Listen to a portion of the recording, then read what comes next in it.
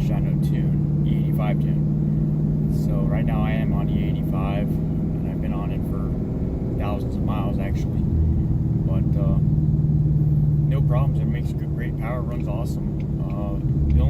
There is one problem actually. I have a occasional rough idle where if I come to a stop at a red light, my idle will go rough, and then twice it has stalled out. So I went.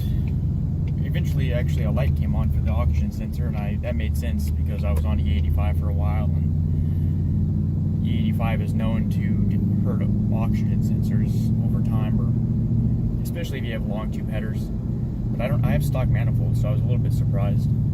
But anyway, I got that sensor replaced, and that did not fix the issue, because after I got that sensor replaced on the way back home from the dealer on 93 octane on the stock tune, my car had the same stumbling idle issue at a red light, and then it turned off. So that stinks.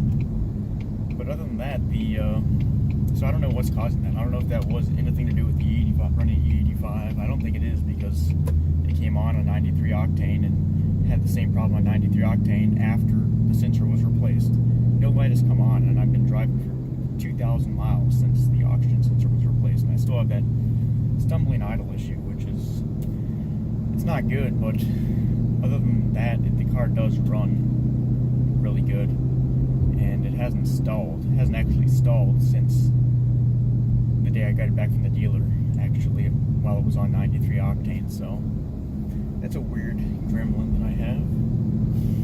But onto the Palm Beach Dyno E85 tune, I'll talk about that for a little bit.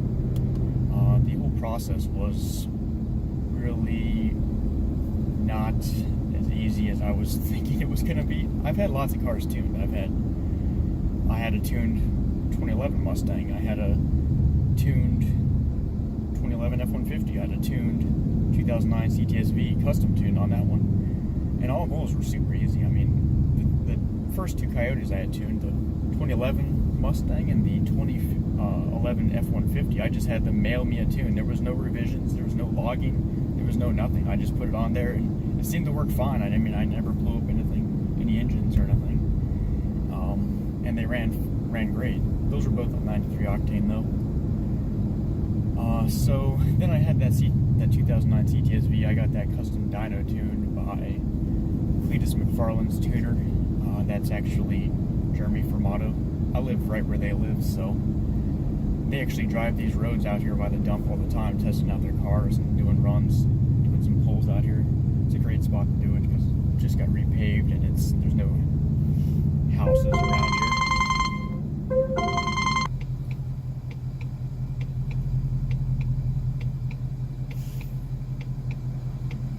So my first impressions of the E85 tune were, well, actually I didn't even notice that big of a difference switching from the Palm Beach Dyno 93 tune to the Palm Beach Dyno E85 tune. They both felt great. Both felt a lot better than stock. But I did a few revisions of the E85 tune, and I mean I don't even know how many revisions. I got a lot of revisions. Because I was having some issues at first where when I first got my car tuned by Palm Beach Dyno, when I would hit second gear and the traction would break, some type of torque management would kick in. Even with the traction control completely off, it would kill power for multiple seconds if I hit second gear too hard on a sticky surface. So eventually they got that figured out. It took, I don't know, a few revisions for them to get that torque management completely removed. But ever since then, it's been perfect. I mean, I can't imagine anything better than this tune. If it did not have that rough idle, I don't think that's because of the tune though, but if I did not have a rough idle, this car would be running perfect in my opinion. At first, the shifts that they give you, these cars are so complicated to tune. We have versions that have drag mode, they have all those transmission modes, and then we have versions of the car that only have sport mode and drive. So when I first got the tune, the shifts were like drag mode in every mode and drive. I mean, every single mode was like drag mode. Almost. It was almost as violent as drag mode, which on a road course, if you're trying to go around a corner and shift, if you have it in drag mode, it's gonna kick your rear end out like so fast. It's gonna be horrible for a road course. So I had them turn my shifts back down to basically the stock shifts, a little firmer, but they're still, I mean, the modes still act like the stock modes, where if you're in sport mode, you're gonna keep traction even around corners during a shift. So that's how I like it. Drag mode still works like it's always worked. Super violent shifts, super fast. I just like the ability to have it not violent, you know. But personally, I paddle shift 95% of the time. I can't stand not having the control. After having, I don't even know how many manual cars I had. An 03 Mustang manual, had a 2011 Mustang manual, then I had that F-150, which was auto, but then I had that manual CTS-V. After driving sports cars with a manual, I could not deal with an automatic. You know, I know what gear I want to be in, so that's what gear I put it in. The automatic transmission will just keep downshifting or upshifting to a gear that's too high most of the time. So I just paddle shift, you know. You can control it, you can still engine brake, you can choose when you want to shift. It really makes driving more fun. So basically what I do is paddle shifting all the time in sport mode, unless I want to fool around, which in drag mode, it'll rip the tires off first to second gear, second to third gear. You can do 100-foot long burnouts easy. In sport mode, it usually doesn't break the traction because it kills timing, I guess, on the shifts. The first to second shift, second to third shift are just kind of delayed, where they maintain traction, which is really good for road courses and trying to maintain traction in corners and stuff. Drag mode, yeah, it just rips the tires off. It's really fun. But so I guess other than that, I'll just do some driving here. You can listen. I actually have the crackle tune. It's a Palm Beach crackle tune, so I got the crackles on there now. And if you don't know, my only mods right now are the K&N drop-in filter and QTP electric cutouts and the e85 tune. So I have the AC on because it's 90 out right now. Windows up, AC on, cutouts open. In manual shifting mode, paddle mode.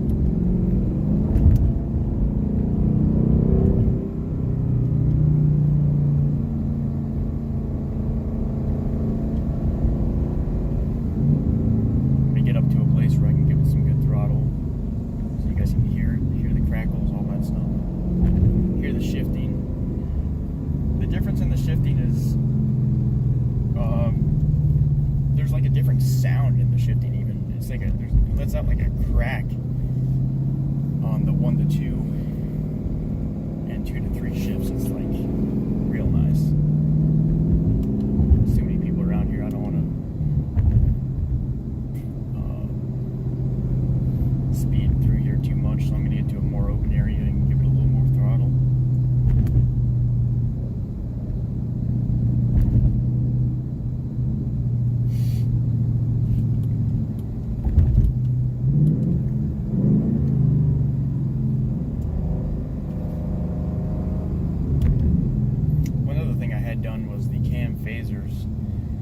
Light rev rattle, so they thought the cam phasers were causing that.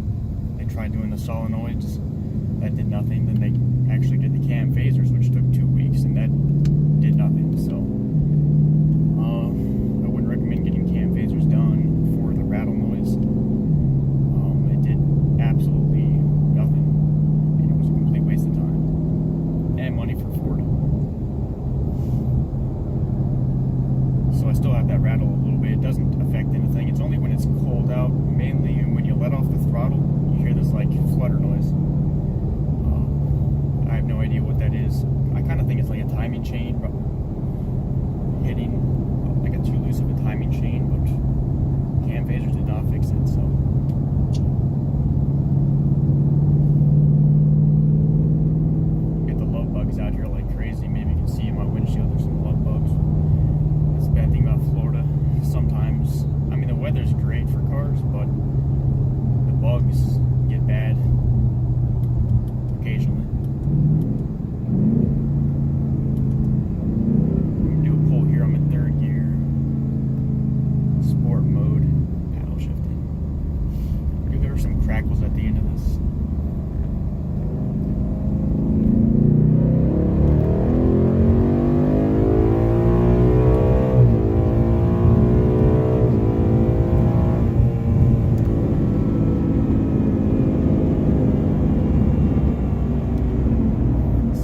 lot of crackles, a lot of noise, a lot of fun.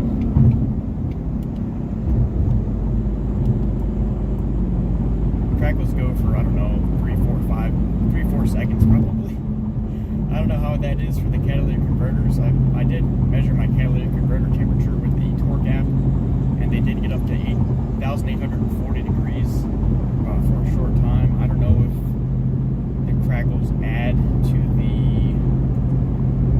catalytic converter temperature.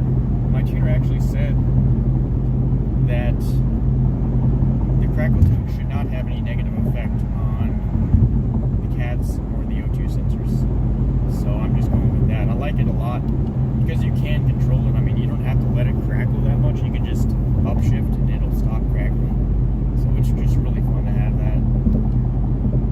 I also have the trans brake. I have not used that much because for a lot of reasons. I mean, on the street, you're just going to break the tires loose. On the track, you're probably just going to break your axles. So I don't know if the trans brake is even worth having. It's just too abusive and too violent, I think. But I mean, you might as well have it on there. I mean, no reason not to, as far as I know.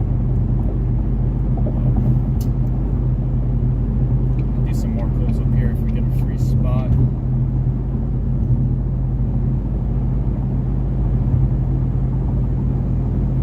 Like I said, the AC's on, windows are up, it's 90 degrees out.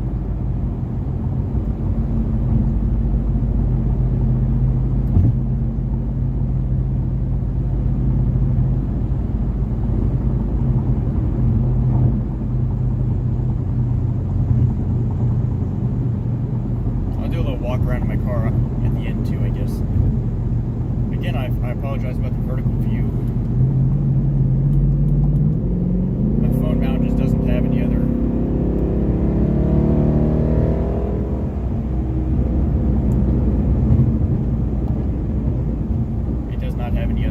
way to mount. I don't have a way to mount it in this mount sideways, so gotta deal with vertical, I guess, for now.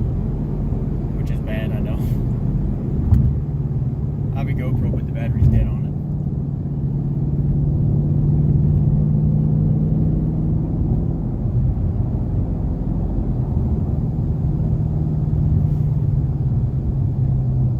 In terms of handling, the car is pretty good right now. The only problem I have is since I got these sticky 315s in the back, now the fronts can't keep up, and I have understeer. If I go too hard, I mean the fronts break loose way before the rears would. So I have like enormous rear cornering grip and not good enough front grip because I just have the 255s in the front for now.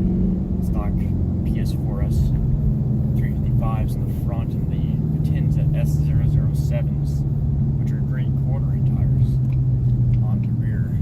These tires, they actually came on the Ferrari F12 Berlinetta, and they're really expensive tires. They are just really amazing for the corners.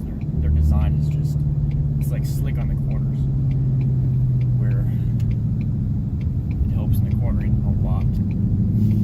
I'm not trying to drive hard right now, but it does handle.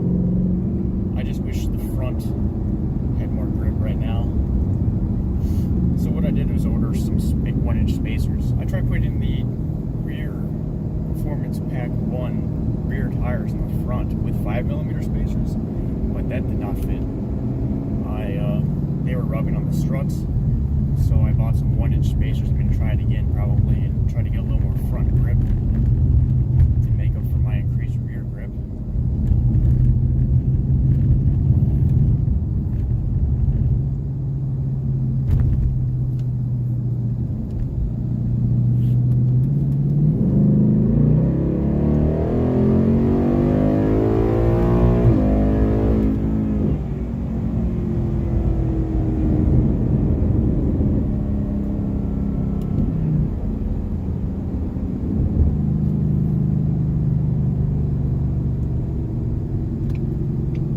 Get up to a spot, I'll do a little walk around of the car, how it looks currently.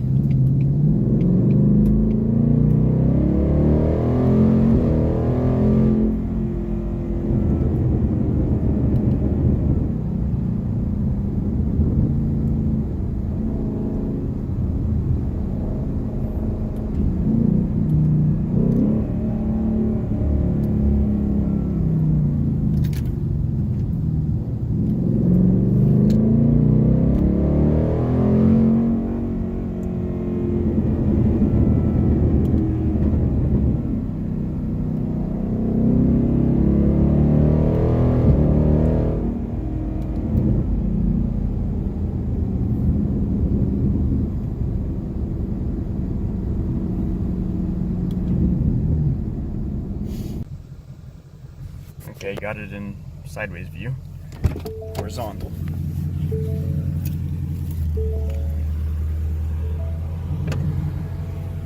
Got that fan coming on.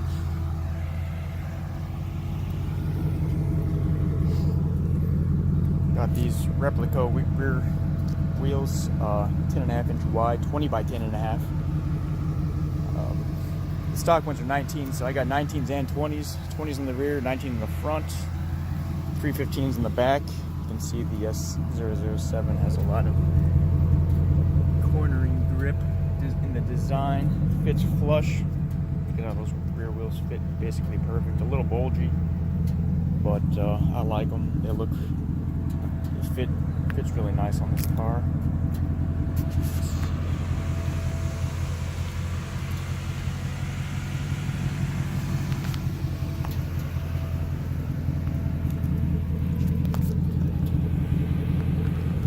You can see my cutouts up here.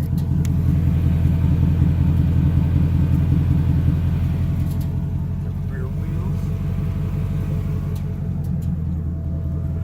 Give it a few revs.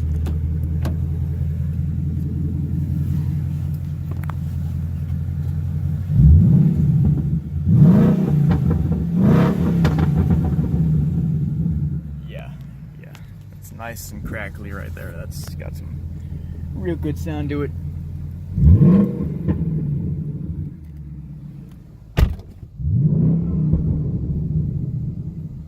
Yeah, I wouldn't want any other exhaust setup. I like being able to start it stock exhaust sound, you know, quiet. It's not that quiet on this 2018s. It still has a pretty good startup sound with the non-active exhaust. It's still pretty loud, but I like being able to switch it to cutouts. It makes a huge difference. The sound of the car makes a huge difference in the driving experience. If you got a quiet car, it's like you don't even want to rev it out. You can't hear anything. You can't hear the engine working.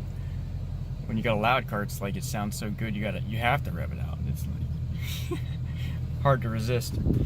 But if you guys have any questions, let me know. I mean, I'm loving the car. It's still running great, other than that one issue I was mentioning earlier about the rough idle and very occasionally stalling. I mean, it stalled right when I got it back, and I haven't stalled yet since, but the idle has gone rough quite a few times. But if you guys got any questions, let me know. I know this video is kind of long, but hopefully it's worth it. Talk to you guys later. Bye.